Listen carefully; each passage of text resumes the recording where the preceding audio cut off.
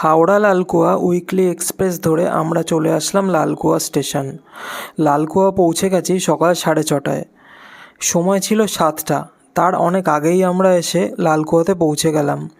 আমরা স্টেশন থেকে বেরিয়ে একটু জলখাবার খেয়ে নিলাম। সামনেই ছিল পান্ডে সুইটস। এখানে জলখাবার বেশ সুস্বাদু। আমরা পুরি এবং তরকারি নিয়েছি, 50 টাকা করে প্লেট ছিল, প্লাস চা খেলাম। তারপর আমাদের গাড়ি চলে এলো। এখন লাগেজ প্যাকিং করা হচ্ছে। লালকুয়া থেকে গাড়ি স্টার্ট দেওয়া হলো সকাল 9টায়। 350 কিলোমিটার রাস্তা ধারচুলা।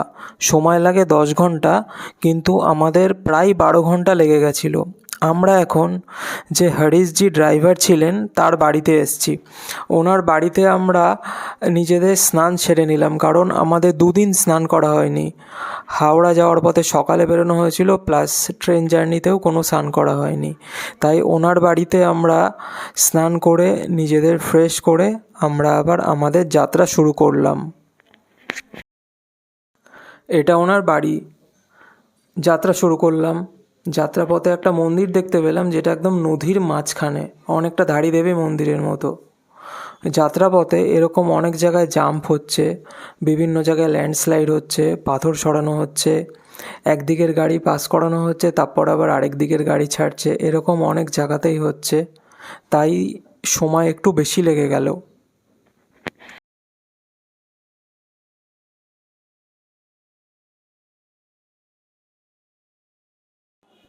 রাস্তায় এরকম অনেক জায়গাতেই কাজ হচ্ছে আমরা দেখতে পেলাম। বড় বড় বোল্ডার পড়েছে, অনেক মাটি চলে এসছে, এগুলো সরানো হচ্ছে।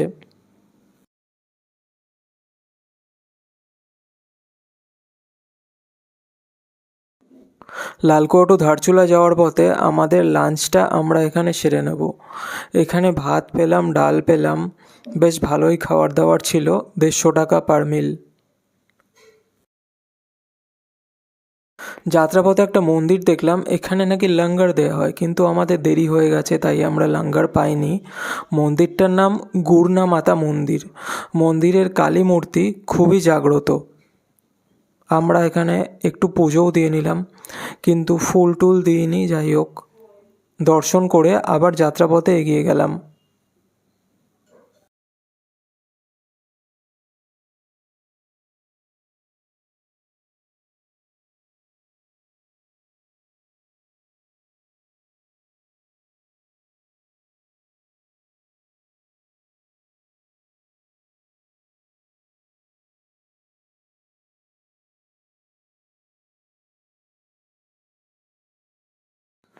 যাত্রাপথে এতক্ষণ তো গাড়িতে বসা যায় না, আমরা এখানে একটু দাঁড়ালাম, একটু জল খাবার খেয়ে আবার গাড়িতে উঠে এগিয়ে গেলাম। ধারচুলা পৌঁছালাম সন্ধে 7টার পর। ধারচুলাতে থাকার সঙ্গে ডিনার ইনক্লুড ছিল। আমরা এখানে ডিনারের জন্য বসে আছি। ডিনার করার পর আমরা ঘুমিয়ে পড়ব, কারণ পরের দিন সকাল সকাল আমরা নেপাল যাব এবং ধারচুলা থেকে নাভিগ্রামের উদ্দেশ্যে যাব।